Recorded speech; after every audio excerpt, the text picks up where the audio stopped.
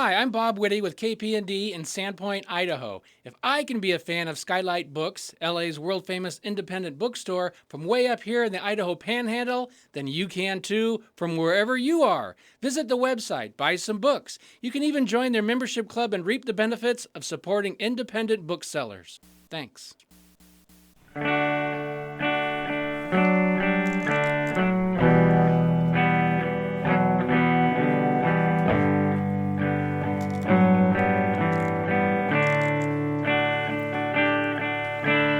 Meet me on the softer side. Meet me on the softer side. Softer side of your heart. Hi there, and welcome to the Skylight Books author reading series. You can find out about this and all of our other author events at www.skylightbooks.com, where you can also browse our inventory as well as order books online. You can also follow us on Twitter or even be our friend at facebook.com. If you'd like to talk to a real person, we can be reached at 323-660-1175. And don't forget, Skylight Books depends on listeners like you to help support us. So whether you're in our neighborhood or browsing online, buy a book or two to help ensure that we'll be around for a long, long time. Thanks and enjoy. I will give it a go. One's presence down here with me. I lift my 200-pound head up off my chest. A silhouette stands in the doorway, backlit by the unrelenting sun. Girl, I would knock, but you ain't got a door. Girl, you in there? The Marilyn Monroe voice belongs to Angela, a 6-foot-tall Nicaraguan ladyboy. She's stunning. Black cat eyes, black shiny shoulder-length hair, cherry red lips, and legs that put any supermodels to shame. Angela just got out from doing 3 months in jail. She's still in the men's clothing the county gave her upon her release. I'm annoyed she found my hideout, but I try not to show it. There aren't any steps, and she has to jump down onto the dirt floor. She glances at our surroundings and asks, "How you living?" Large. We howl with laughter and hug. Preciosa, give me something to wear and some whore paint. I need to get out of this boy drag. I'm keeping a low profile until I go into this drug program in the desert.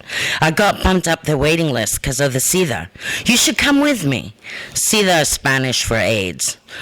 Don't be a vibe slayer, I say, raising an eyebrow and giving her my best stink eye. I heard about the beating you got. You should get out of the neighborhood. This place ain't no joke. Get yourself in a program.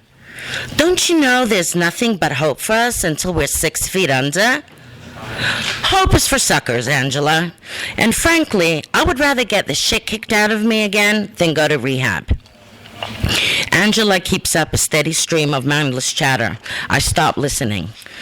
The only way to get rid of her is to give her what she wants. I want to go back to nodding in solitude. My trash bag's hidden behind some rotting cardboard boxes. In exchange for clothes, she gives me a balloon. We prepare a shot. I fix first, before letting her use my rig. She has no problem hitting a vein. They're thick as ropes. They're all that's left of her masculinity. I'm jealous of her veins. The Marilyn voice has slowed to a purr. I light a cigarette for her and put it between her lips. Eyes closed, she smiles with every part of her face, as if this were the kindest gesture anyone has ever made towards her. The first shot of dope's always the best after a period of abstinence. The cigarette falls onto the trash bag lying between our feet, and I pick it up and finish it in a few drags. I come to sometime later. It's dark and quiet. I could be the last surviving person on Earth. All of Angela's happy horse shit about getting clean keeps echoing around inside my skull. I have to obliterate the thoughts. I have to do more dope to forget what I had to do to get the dope. I lead a vampiric existence, out of the sunlight during the day and into the moonlight at night. I only come out at neon. An existence as mediocre and mundane as the bourgeoisie and the 9-to-5ers I detest. My life's become so small, you can barely see it under a microscope. Being a dope fiend is a 24-hour-a-day job with no time off and no vacations. And the most dreadful thought of them all, what am I doing? That is the one thought I have to kill. I need to end this unwanted moment of clarity. I still have a tiny piece left of Angela's gift. I'll light a few candles and prepare another shot. Hitting a vein by the flickering light turns into a bloodbath. If the blood coagulates, the heroin clogs up and won't go through the tiny opening of the spike. That's a waste I can't afford. A dozen holes later, I'm in. The girl's face staring back at me from my compact is suffering from malnutrition. My skin is diaphanous. I can almost see the bones in the front part of my skull. All I need now is lipstick, and I'll look fabulous. It's not in my purse. Probably because it's nestled in Angela's faux cleavage. She's an unrepentant thief. Crouching in the wild overgrown weeds, I poke my head out of the hole in the fence to make sure the coast is clear. At dusk, the air reeks of night-blooming jasmine intermingled with exhaust fumes and the infamous smog blanketing the city of angels. 6 to 9 is family values time. A sea of bodies flows in and out of the local stores, a pulsating microorganism, the antithesis of the invading scary monsters and super freaks that come out after all the good people have turned in for the night. The hustle and bustle takes away my loneliness. Thank you.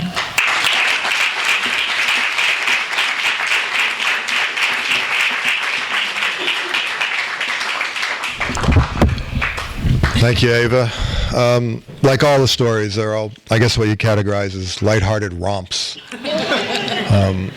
Our next reader is a great friend of mine, a great writer, who also wrote an amazing book called Wrecking Crew, about a junkie baseball team, among other things. Soon to maybe be a major motion picture with Philip Seymour Hoffman. So, John Albert.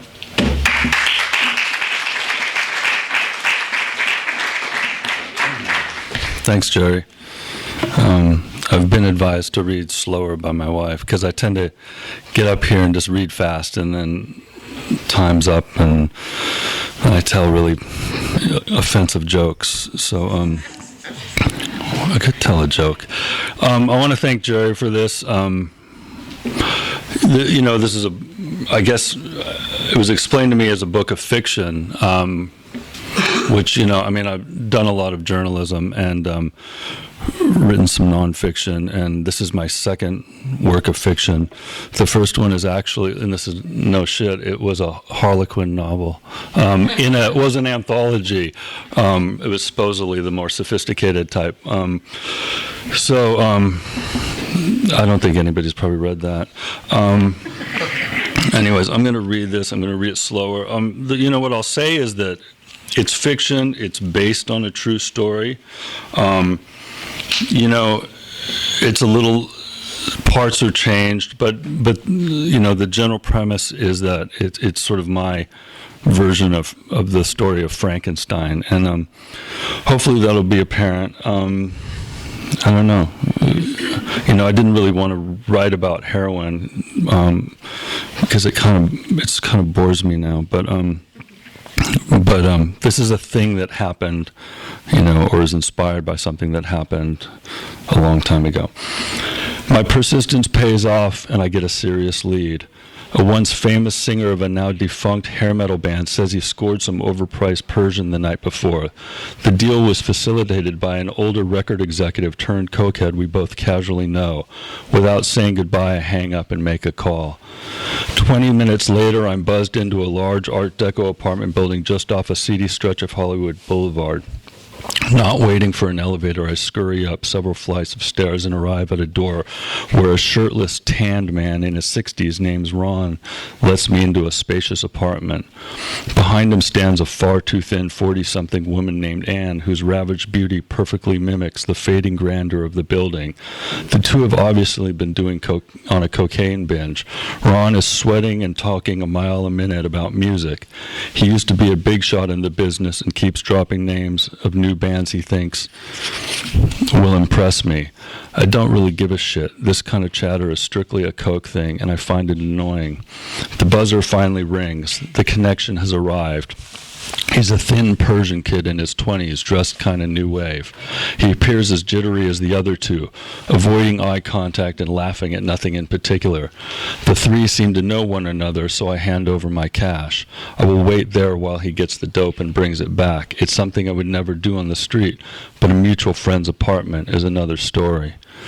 He doesn't come back.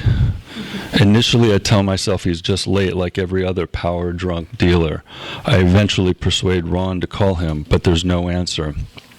To placate me, Ron and his girl offer some cocaine. I know it will only exasperate my withdrawals, but I say yes. I just need drugs. After the rush of it makes things worse. No surprise. After several more hits, I'm crawling out of my skin and so desperate for heroin that I feel like I can kill. Fuck you guys, I suddenly roar at Ron and his girlfriend. You were in on this the whole time. You're fucking responsible. We had no idea, Ron's girlfriend yells back with a shrill indignation. See what happens when you get involved with junkies? They just get the fuck out of here. I skulk towards the door, stop, and turn back. You're responsible, I repeat, pointing an accusatory finger at them both. This isn't over. I step outside and the sun is already up. As I walk back to my car, I'm absolutely seething. The whole thing is made immensely worse by my increased need for heroin. The world now appears too bright, and everything looks ugly. With the cash gone, my options are severely limited, and I point the car once again for my parents' house. Maybe my dad has left pain pills in their usual hiding place. 40 minutes later, I walk out of their house with the remaining 4 pills. It should last me a few hours at best. I drive and try to think who might be willing to loan me some money. It's a non-existent list. I decide to get some alcohol to take the edge off and pull into a liquor store. As I climb out, I see a familiar figure leaning against the wall, lighting a cigarette, and I get an idea I will come to regret. Troy Galt is the most frightening person I know. He is enormous, well over 6'5", and built like a professional football player, which is what he would have become if he hadn't gone off to war. He has a thick beard that makes him look far older than his 22 years. And he is undeniably insane. Not the kind of crazy where he directs traffic with a potted plant on his head. The kind where he will cripple someone and then calmly wash the blood off his hands. If that isn't enough, Troy has a metal plate in his head.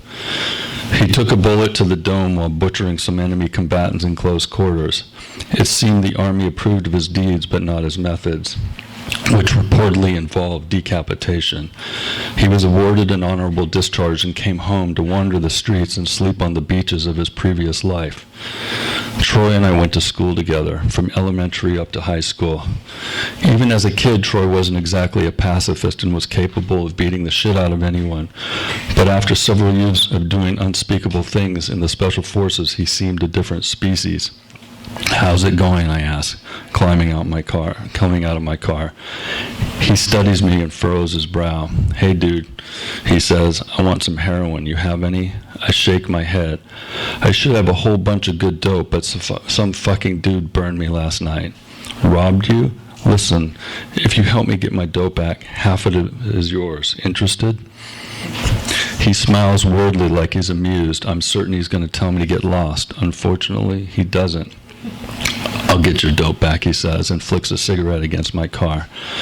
We arrive back at the Hollywood apartment building and grab the door as a tanned actor type walks out. He starts to object, sees Troy, and keeps moving. Upstairs, an irritated and still shirtless Ron opens the door thinking it's just me. I can see concern in his eyes when Troy follows behind me.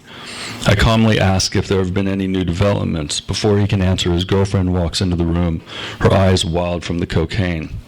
Who the fuck is this, she says, gesturing wildly to Troy. This is my friend. Half of the money was his. Don't even try it, you asshole, she screams at me. Ron shoots her a look to shut up. She either doesn't notice or doesn't care. We're not scared of you and your fucking goon here, she continues. I know people that will eat you two for fucking lunch. I'm thinking of a proper response when there's a flash of movement to my side. I turned to see Ron crumpled on the floor with Troy looming over him. "Hey," the girl yells out and begins to scramble for the phone. Troy picks up a floor lamp and throws it like a javelin. It hits her in the face and she drops to her knees with a groan. She brings her hands to her mouth and blood trickles out through my fingers. I am stunned by the sudden violence. Fantasies are one thing. To actually see people hurt is something entirely different. I stand there in shock. Troy studies me a beat. "Why don't you go wait in the car?" he says. I nod and start for the door. "Hey," he calls after me. "Don't you fucking drive off," he says, staring at me as a warning. I sit in my little car with my head spinning. I've made a serious mistake. I think about calling the police and trying to envision the various outcomes. When I finally make up my mind to call, the passenger door swings open and Troy slides in. He hands me a slip of paper with a handwritten address. There is blood on it. "Are those two still alive?" I ask, my heart pounding so hard I can feel it in my ears. Troy lights a cigarette, expressionless. I notice blood on his knuckles. "They'll live," he replies. "Let's go." We drive west into Santa Monica Boulevard in silence. The streets are crawling with cop cars. An hour ago I would have been frightened. Now I have to fight the urge to flag one down. The address takes us to an expensive-looking modern apartment building a block off Westwood Boulevard in Little Tehran. As the two of us walk into the mirrored lobby, I decide to speak up. "I don't want any more violence, Troy. Maybe we can just scare the dude a little. He didn't seem very tough." Troy stares at me blankly like a dog trying to read a novel. "Why do you hate violence so much?" he asks sincerely. "Because it's ugly," I say. "The world is ugly. Always has been. Go back and read your history books." He presses the elevator and pulls a large knife from his pant leg. "I'm going to do whatever this calls for." "And what if they have a gun? Then what?" "Oh well." We exit the elevator and count door numbers till we arrive at the unit. The door has been left open slightly, which seems odd. Troy walks in. I stand outside, terrified. When I don't hear anything, I head in after him. I see Troy standing in the living room, fishing a butterscotch candy out of his jar. I walk in to join him and get a surge of adrenaline. There on the floor is the young heroin dealer who ripped me off. He has a very noticeable bullet wound in his stomach. His eyes are open and blinking. "Oh shit, he's shot," I exclaim, my voice shaking. I've never seen someone seriously this injured in my life. "Yep," Troy says, sucking on the candy. "We have to call an ambulance. He'll be dead before they get here," Troy explains calmly. It suddenly occurs to me that the guy on the floor is listening to us. Before I can say anything, Troy takes a knee, leans close, and talks to him. "I'm not going to bullshit you. We can't help you. You're going to die here. That's a fact. But there's something I can do for you. Tell me who killed you and stole the dope, and I promise I'll make them pay for what they did." And there's more, but that's it. Thanks.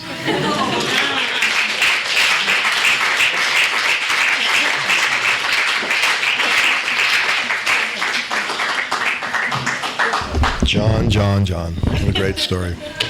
I know how that story ends. But he's here, so it all worked out. Our next guest, Lydia Lunch, needs no introduction, so I'm going to make one. Star of music, stage, screen. Not yet. And she wrote a couple great books. Paradoxia, Will Work for Drugs. But those who know her and love her just think of her as the sex kitten of the hate generation. So here she is, Lydia Lunch. Thank you very much. I just busted onto this gig because I do that kind of shit. I love Jerry. It's the reason I moved back to LA about 14 years ago. He was still alive, and he still is, and so is Selby. I live in Barcelona now. I'm the wise one. All true. Ghost Town. Heroin Chronicles. Jerry Stahl edit. Never answer the door at 5:45 a.m. on a Sunday morning. Either somebody's too high, somebody's just died, or somebody's just arrived who wants to kill you. I drove 2,777 miles just to get away from him. From the Hudson River to the Pacific Ocean, and it still wasn't far enough away. This is still feeding back. It's my voice. A low-browed dirt bike racer from Topanga Canyon who was hell-bent on a cross-country creepy crawl had pulled up, swept me off my feet, threw me in the front seat of his dilapidated pickup truck, and headed west, gunning it at full speed until we hit that slum by the sea, Venice. California. He said he was on a rescue mission to save me, that he'd been sent east by a mutual friend who was concerned for my safety after hearing one too many stories about hospital stays and late night 911 calls. And I thought, great. The sociopath abducts the schizophrenic out from under the psychopath in a late night snatch and grab. But something had to give, because I was at the breaking point. The burnt out buildings, uncollected garbage, the broken street lights, the endless break-ins, the chronic shakedowns, and general havoc that was being wreaked on the streets of New York City's Lower East Side circa 1979, well, they were basically a cakewalk next to the damage that was being done in my own apartment. The alcoholic, pill-popping Irish construction worker who I'd been holed up with for the past few months, he was getting mean.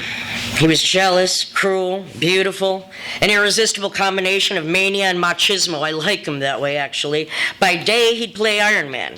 He'd be up at the crack of 6 sporting boxers and a wife beater, a Lucky Strike behind his ear, throwing sandwiches in a bag, filling a thermos with black coffee and Irish whiskey, singing silly rockabilly songs, a smile dancing across his sleepy eyes, just looking happy to be alive as he kissed me goodbye and disappeared out the door. Everything honky-dory, till the sun went down.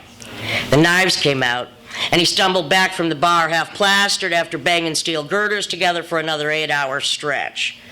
Now, the first 30 minutes when he got home, it was always filled with bliss. We'd kiss, fall back into bed, batter our bodies into each other until one of us started bleeding, and then we'd batter away a little bit more after swallowing a couple of Secondals with a back of Johnny Walker Black, and that, my friends, is where the trouble came in. You see, Loverboy loved his booze more than he loved me, and in return, the booze hated my fucking guts. Probably because I refused to play slave to it and only used it as a lubricant for pharmaceuticals. It was a treacherous combination which triggered the bitch that provoked the bastard and resulted in a fucking that felt more like fighting, and the fighting resulted in more fighting and more fucking, and it would just escalate until probably the garbage trucks rattled off into the fucking distance. And he'd sleep it off for a couple of hours, and then he'd wake up the next day, pour me a cup of coffee, and say, "Good morning, darling, looking good again." Now, if Brando did Badlands while stoned on barbiturates and booze, well, you get the fucking picture. The one that played and rerun like a bad Turner classic that our TV eyes got stuck on night after night for weeks on end. And yeah, and so it went and on and on. We were so wrapped up in torturing the shit out of each other that the world outside our ghetto hidey hole was just a squirrel gray cotton candy haze that we were just too fucked up to realize didn't muffle the screeching or the screams that were forever leaching out the windows and reverberating into the street below. And I guess if anyone on the West Coast was probably fucking listening, they would have heard us, because our psychosis was getting carried away like a radio frequency. And there you go. I decided to spike his drink. I packed a bag. I left a note. I climbed into the front seat of the Grease Monkeys pickup truck, which was parked at the corner of 12th Street and Avenue B, where he'd been waiting for me to show up for the past 36 hours. That is, until I could break away, so that he could save me. 4 days later, we landed in Ghost Town, Venice, California. A grungy biker and his nubile Las Vegas bride, a bitchy witch dressed in black, casting voodoo glances at the neighboring hood rats. Now, they probably feared the look on my face more than I feared what they hid in their waistbands, but the gangbangers, they always left me alone. But the ghost wouldn't. Ghosts were everywhere. Now, some people are afraid of ghosts and what lurks in the dark. They're terrified of the possibility of the unseen violator sneaking around within its murky shadows. But true evil, and anyone who lives in L.A. knows this, true evil is arrogant by nature, and it doesn't always bother to hide its intentions under the cloak of night. It gathers even more power by flaunting its vigor in the unadulterated glare of perpetual high noon. In Los Angeles, at least the way I see it, a beautifully hideous sprawl. It stretches like an ever-expanding virus of sick contagion under the relentless sun as those hot devil winds, and I fucking love the Santa Anas, man. They blow down from the mountains, scorching the landscape. The promise of an endless summer shattered by gunshots and sirens, helicopters and hospital beds. Now, in 1980, Los Angeles County reported 51,448 violent crimes, 27,987 cases of aggravated assault, and 1,011 murders, if anyone was fucking counting. And I was fucking counting, because to me it was like, welcome to Hollywood, asshole, where anything is possible. Now, New York City may have been bankrupt, decrepit, and suffering from the final stages of rigor mortis, but the California dream, at least to me, is still a fucking waking nightmare of dead-end streets ripe with bloated corpses where bad beat poets, dope singers, cracked actors, and petty criminals are all praying to a burnt-out star on the fucking sidewalk. All betting on a chance encounter which would flip the script in their lazy, lousy, late-night, made-for-TV movie of their wasted lives, and I guess I'm no fucking different because I've lived here twice and I'm back here again, motherfucker. Everything was peaches and fucking whipped cream for the first 6 months of matrimonial bliss until the lunatic who rescued me from the maniac took a bad spill on the Pacific Coast Highway and ended up in a coma with 2 charges of vehicular manslaughter on his rap sheet and a letter at the side of his bed which threatened eviction from our Venice crash pad. I went home and started to pack my bags again. Now, in the same way that a shark can smell blood, a junkie's sixth sense alerts them to any possible random opportunity that may arise in which he can hustle, steal, score, or move in on and take advantage of an unsuspecting mark's benevolent disposition, a friend's temporary weakness, or, in my case, an ex-girlfriend's first night alone in a near-empty house. It was 5:45 a.m. on a Sunday morning when the doorbell blasted and shattered what was left of my nerves. Impeccable timing. Fucking bastard always had it. Even down to the way he smoked a cigarette as I opened the door, holding it down between thumb and index. Deep drag, a small puckering sound as he pulled it away from his lips, staring straight into my eyes before he flung the butt into the wet grass, a sadistic smirk creeping in and cracking up the left side of his face. His husky whisper, hypnotic and irresistible. "Good morning, darling. Spare a cup of joe for the road warrior?" The Irish construction worker. 193 days later, at a distance of almost 3,000 miles, didn't mean a fucking thing to that madman, convinced he could just walk in, whistle Dixie, and simply steal me right back. Now don't laugh, because I let him in. Now, with the cunning of a snake that can sense whether or not you're about to attack it first, a schizophrenic can detect the atmospheric flux in a psychopath's gravitational force field, and something inside him had shifted slightly since I last saw him. His magnetism seemed less manic, more mesmerizing. It was fucking hypnotic. "I'm off the sauce," he grinned, head cocked, quick wink, and one hand pulling out a small white packet of what I assumed to be cocaine from the inside pocket of his leather jacket. "And on the fucking skids," I quipped, turning toward the bedroom door, which he quickly pinned me against. "Don't walk away from me. Not again, please. I'll leave. I will. I promise. Let's just smoke a cigarette, do a little line, and if you want me to leave, I'll go. I promise. I just want to look at you for 5 more minutes." He slowly backed away, pulling me with him, easing me onto the couch as he got down on one knee like a love-struck delinquent, sucking air between his teeth and whispering, "Damn, you are a luscious little bitch." As he opened the packet, spilled out some powder, rolled a note, and handed it to me with a sweet smile that concealed his deceit and treachery. I had to get the hell away from him. I'd be suckered right back in. I jumped up. "I need coffee," I lied. After all, it was almost 6 o'clock in the morning. I needed to fucking split. "I'll put some coffee on." I slithered off the couch, fake smile planted on my lips, suggested he chop out a few fatties, that I'd be right back. I planned on spiking him again. I still had half a dozen Secanols left over from our binge in New York. I quit that shit when I quit him. But I figured if I made the coffee strong enough and black enough, he'd never know what fucking hit him. I'd grab a bag, write a note, and leave both the psychopath and the sociopath where they both fucking belonged, in a fucking coma. I could hear the methodical rhythm of razor on glass, a deep snotty inhalation as he cleared his throat, a quick snort followed by a soft chuckle. Now, why the hell was that motherfucking chuckling? It prickled the hair on the back of my neck. I poured the coffee, emptied the Red Devils into the muddy brew, and prayed for deliverance while slinking over to the couch. He handed me the note. I gave him the cup. I just wanted to get this over with. He swigged the coffee like he was chugging a beer, old habits and all that shit. I snorted a fat blast of what I thought was cocaine and immediately fell ass backwards, landing on the bag I'd been packing earlier that night and hitting my head on the edge of the table. It knocked me out. I woke up bloody and puking, projectile vomiting, all over the table, all over his dope, all over his boots, down the front of my slip, great heaving waves of gelatinous funk shooting out of my mouth and nose, thick, rich fists of sour phlegm cascading in golden arcs all over the room. I pissed myself and started to laugh. The bastard had almost killed me. I'd never done heroin. He knew that. It was my trip. I wasn't looking for nirvana, a velvet womb, a soft euphoric haze, or interstellar space to melt into.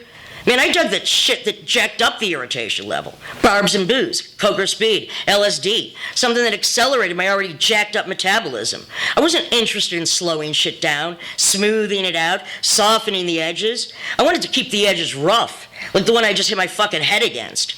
The one that had finally banged a bit of sense into my thick nugget. That never, under any circumstances, will I ever again answer the door at 5:45 a.m. on a Sunday morning. Thank you very much.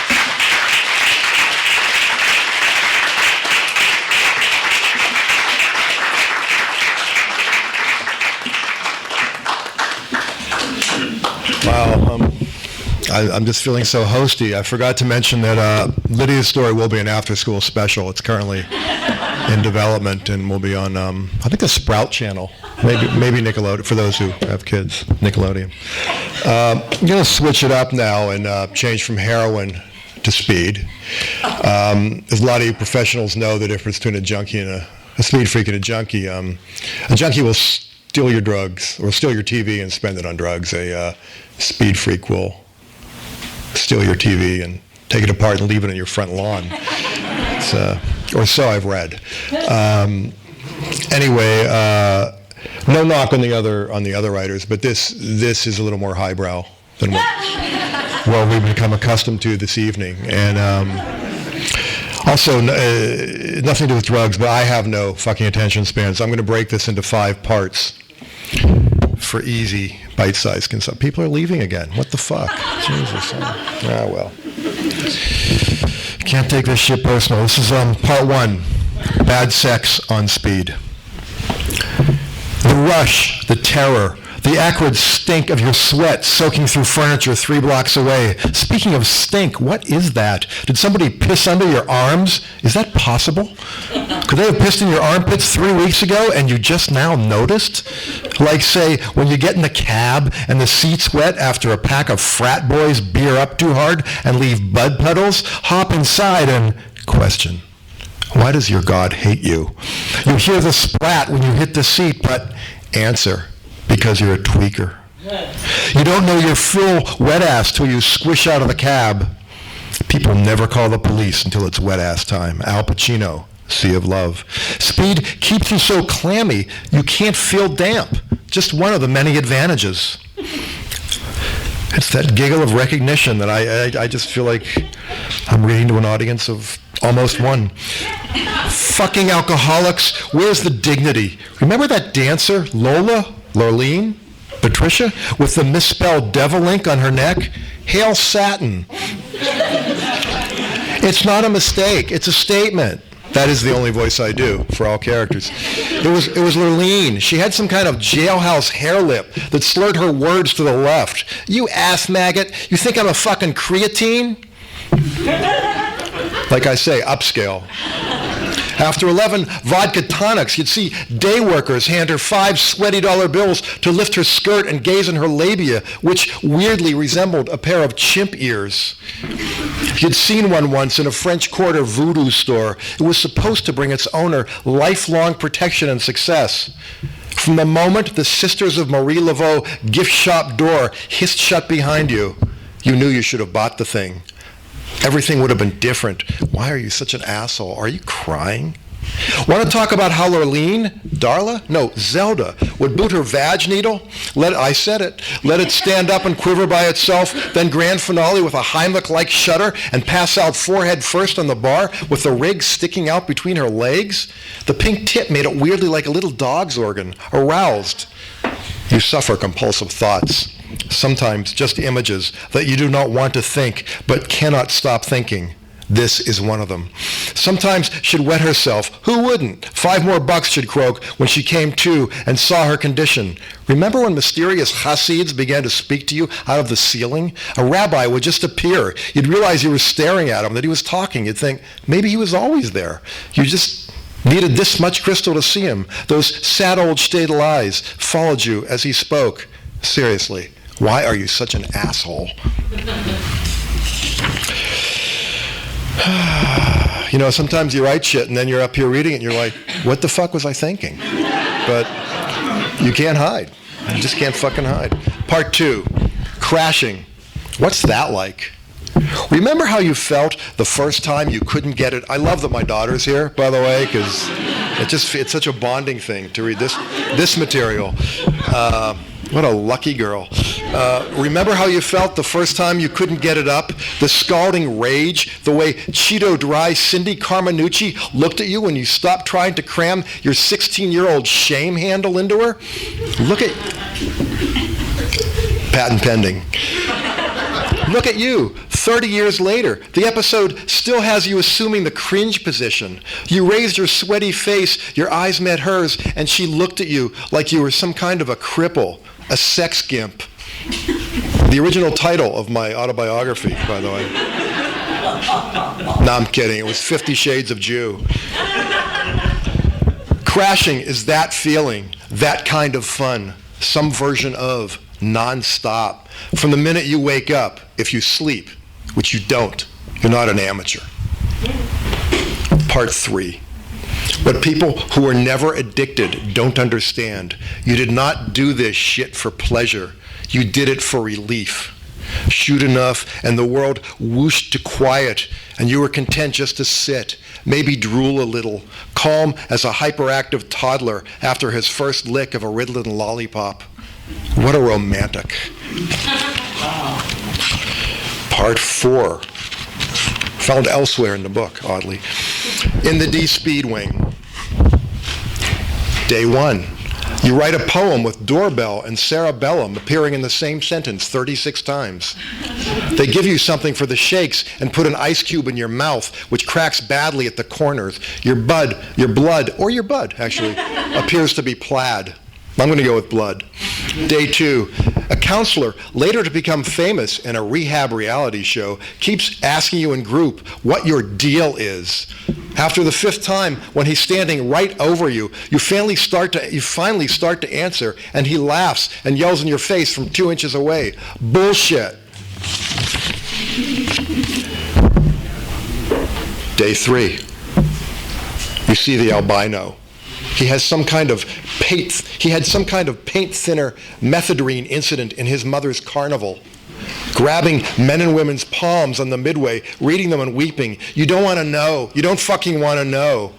You can't remember if he's the one who hung himself or became regional vice president of Nabisco, South America. 5. Day 5. Or day 4, depending. Doesn't matter. Lose track of time. Like I have, standing here. I feel like I've never not been here in front of this podium. You were tired of not being a centipede. You just want a patch of dirt, somewhere you do not have to keep pretending to know how to be human. And then on that cheery segue, we go to part 5, which oddly enough comes before and after part 2. It's a speed thing. Part 5. What a good drug does. What a good drug does is make you believe perfection is what you are going to feel forever, then take it away. Throw you out of the cushioned fun car onto a rocky shoulder. Shrink your 900-page thoughts back to garble. Dorian Gray your brain. I'm sorry, what? Are you still talking? Remember the fake punk in Berlin who bit off his toes? Be honest, Sparkle Pony. How's your life going? Really? Have you looked in the mirror lately? No. Really looked. Good for you. Hold on to that magic. Thanks a lot. Wow.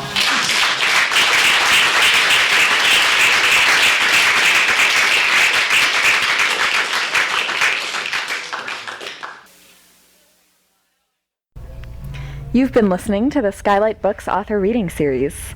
Don't forget that you can check out this and all of our other great podcasts at www.skylightbooks.com.